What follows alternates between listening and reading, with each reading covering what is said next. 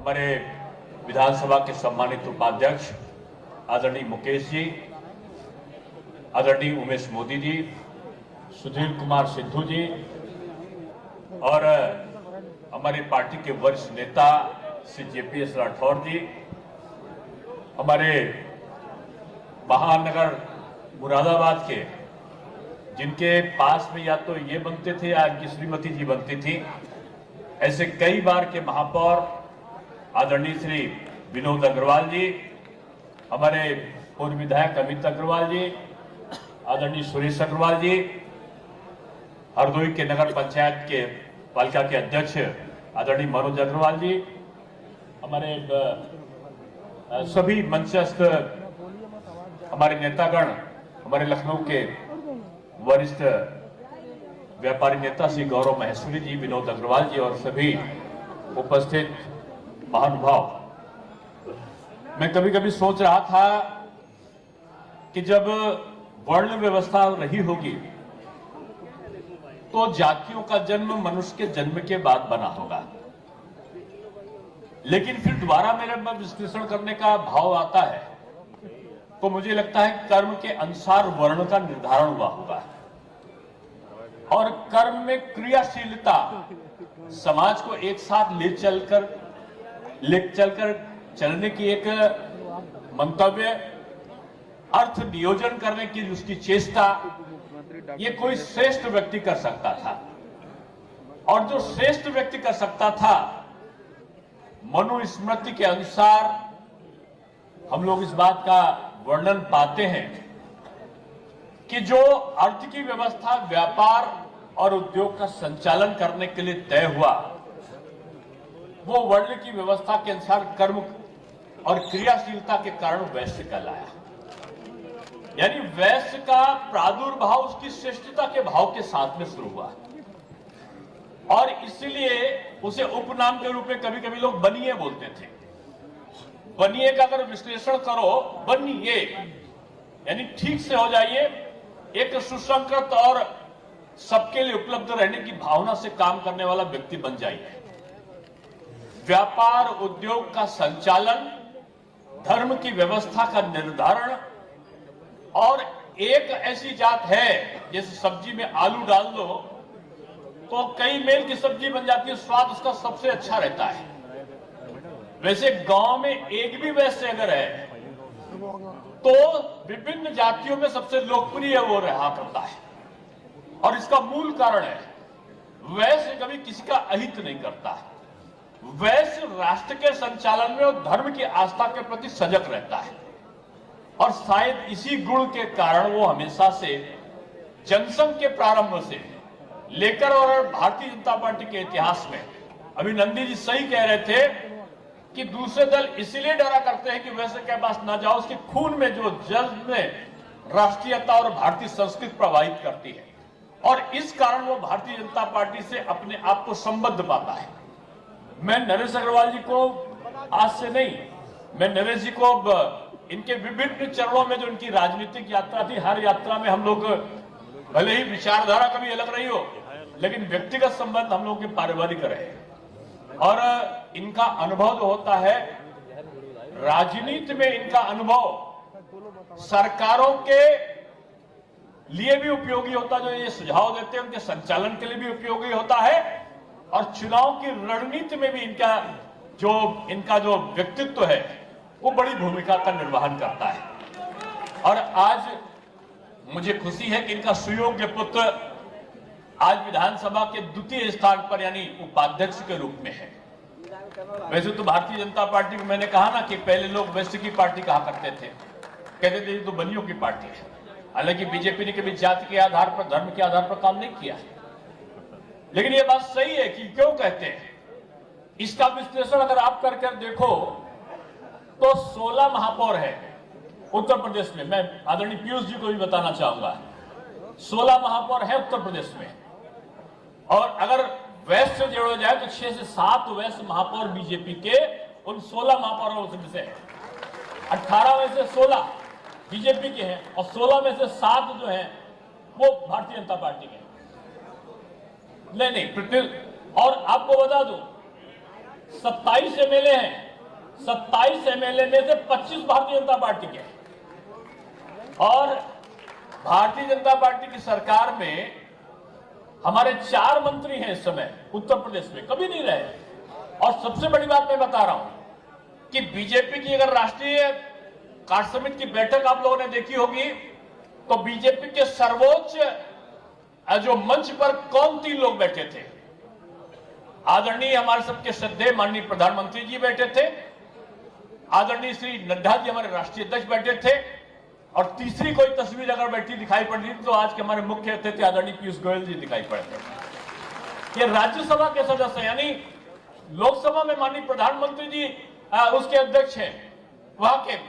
नेता हैं, नेता लोकसभा के, और राज्यसभा में नेता कोई है, माननीय अरुण जेटली जी वगैरह रहा करते थे, सुषमा स्वराज जी वगैरह रहा करती थी। अब आज राज्यसभा का कोई अगर नेता है तो हमारे सर्वोच्च आज के यहाँ के मुख्यमंत्री मुख्य यहाँ के अतिथि आदरणीय पीयूष गोयल जी है। और मैं बधाई दूंगा आदरणीय नरेश जी को कि अपनी विद्वता के कारण, अपने प्रोफेशन के कारण, अपने मंत्रिमंडल की कार्यकुशलता के कारण जो पीयूष गोयल जी ने पूरे देश में एक नाम बनाया है, उनका आज वक्तव्य का लाभ आप सब लोग प्राप्त करेंगे। मैं केवल एक ही लाइन में आपको कह के जाना चाहता हूं कि वैश्य समाज ने देश और राष्ट्र के संचालन में अपना योगदान दिया है। कहते तो ना महाराजा अग्रसेन जब हरियाणा के एक स्थान पर पहुंचे जिसको आज आप अग्रोहा कहते हो, तो उन्होंने वहां पर देखा कि शेर का बच्चा और भेड़िया का बच्चा साथ में खेल रहे हैं। उन्होंने कहा कि बस इसी जगह भी ये जो समरसता की जगह है, और उन्होंने अग्रोहा में ही अपना एक स्थान बना लिया और दूर दूर से लोगों का आह्वान किया, और व्यापार उद्योग के केंद्र में वो सबसे समृद्ध राज्य बन गया। आज पूरे देश में जहां भी संकट आता है,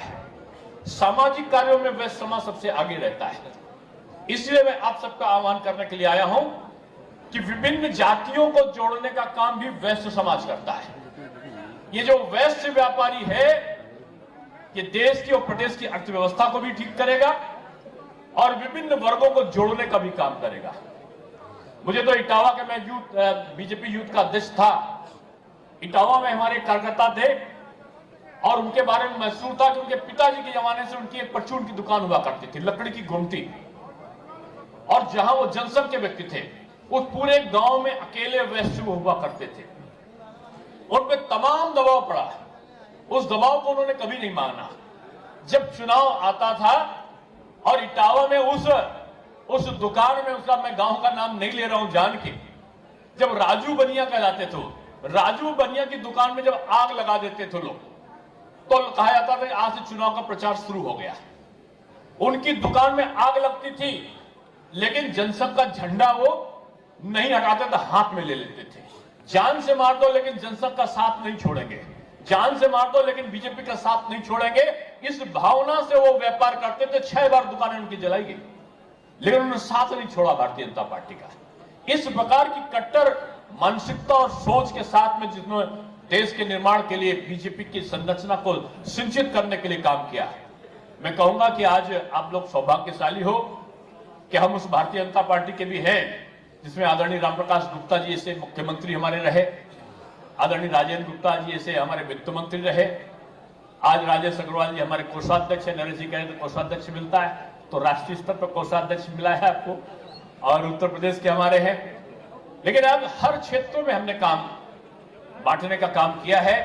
इसलिए आपका आह्वान है, ये राष्ट्र की एकता के लिए संघर्ष हो रहा है, ये चुनाव नहीं है। चुनाव में कोई जिन्ना की बात कर रहा है, कोई तालिबानी सोच की बात कर रहा है, कोई हैदराबाद से आकर यहां पर विघटन की और किसी संप्रदाय विशेष को लेकर उनकी तुलना करके कहता है कि हमको थोड़े समय के लिए मौका दे दो, हम दो फलानी संप्रदाय के साथ क्या करते हैं। इस प्रकार के उत्तेजक शब्द बोलने वाले एक तरफ हैं, एक तरफ जाति का विग्रह करने वाले लोग हैं, और ऐसी बीच में बीजेपी अपने इस नारे के साथ कि सबका साथ सबका विकास हम काम करेंगे, हम आपके साथ में, आपके विश्वास के साथ में यहां पर चले हैं। आज मैं बधाई देना चाहूंगा आदरणीय नरेश अग्रवाल जी को कि अपनी पुरानी शैली के साथ, अपनी अद्भुत संगठन कौशलता के साथ में जो आप काम करते हैं, आज ये वैश्य व्यापारी सम्मेलन में आपके आह्वान को मैंने देखा है और इन लोगों ने आज जो भारतीय जनता पार्टी के प्रति अपना समर्थन व्यक्त किया है, मैं इन सबका धन्यवाद ज्ञापित करता हूं और आदरणीय पीयूष जी को विश्वास दिलाता हूं कि हमारा ये उत्तर प्रदेश आपके राज्यसभा में आज नेता बनने पर जितना आह्लादित है और जितना आपके वरिष्ठ कई विभागों का मंत्री बनने से आह्लादित है, उसका जोश आज आपके बोलते समय दिखाई पड़ेगा। मैं बहुत आभार देते हुए मैं आदरणीय नरेश अग्रवाल जी को कहूंगा कि मुझे दूसरे कार्यक्रम में जाना था, इसलिए आपने कहा, मैं पूरा मौका आज के मुख्य अतिथि को देना चाहता हूं। बहुत बहुत धन्यवाद। देखो हमारा सुनो, हमारा नाम एक मिनट लो, देखो हमारा नाम कभी तुम लोगों ने गिरने नहीं दिया है, तो आज भी यहाँ बिल्कुल आखिर तक बैठे रहना जब तक हम भोजन का ऐलान न करें। अब मैं संगठन के महारथी जो माहिर है और बनारस हिंदू यूनिवर्सिटी के अध्यक्ष भी रहे, हमारे छोटे भाई हैं, मानी JPS राठौर, कितना बड़ा नाम, उनको आमंत्रित करता हूं कि आइए और अपना संगठन के संबंध में कुछ और मुख्य अतिथि का स्वागत है।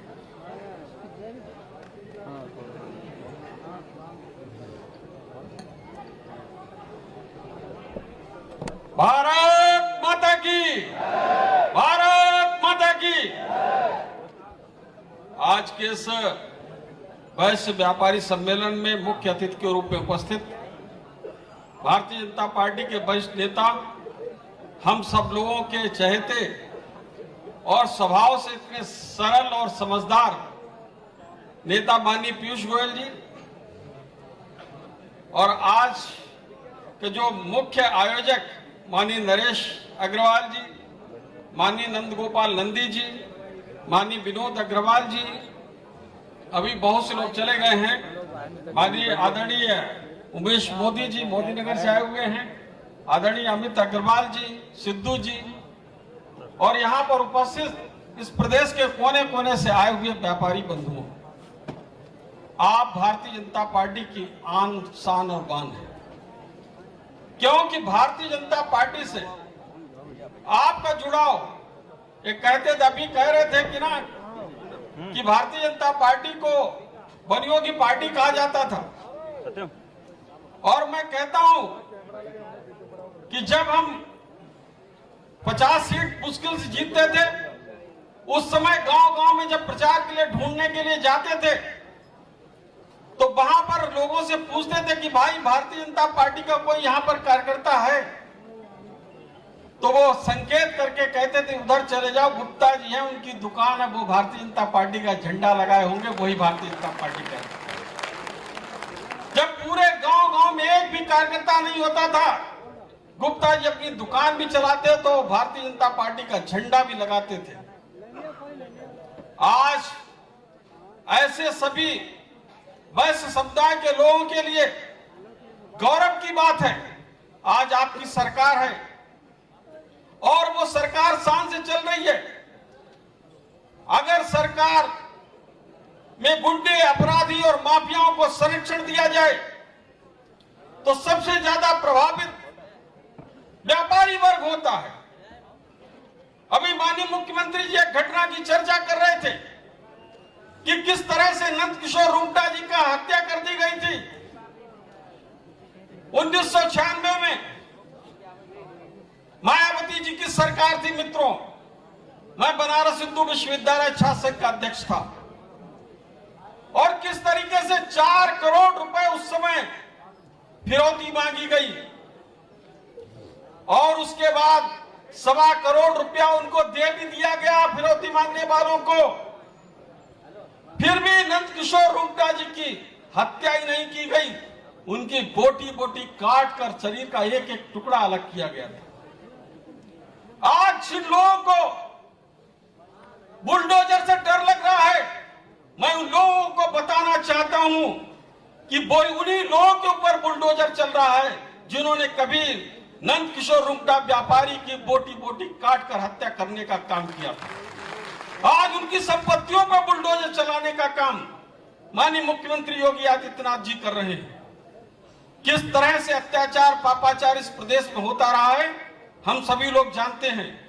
आज माननीय मुख्यमंत्री जी के राज में, योगी आदित्यनाथ जी के राज में किसी अपराधी को राजनीतिक संरक्षण नहीं है, किसी अधिकारी को राजनीतिक संरक्षण नहीं है। इससे पहले बच्चों को घर से स्कूल भेजते समय व्यापारी वर्ग के लोग डरते रहते थे कि बच्चा स्कूल गया सुरक्षित वापस आ रहा है कि नहीं आ रहा है, और उसके बाद मां से घर पर पूछते थे कि बेटा आया नहीं आया। और कभी कभी तो हद तक हो जाती थी कि पिताजी के मोबाइल पर फोन आता था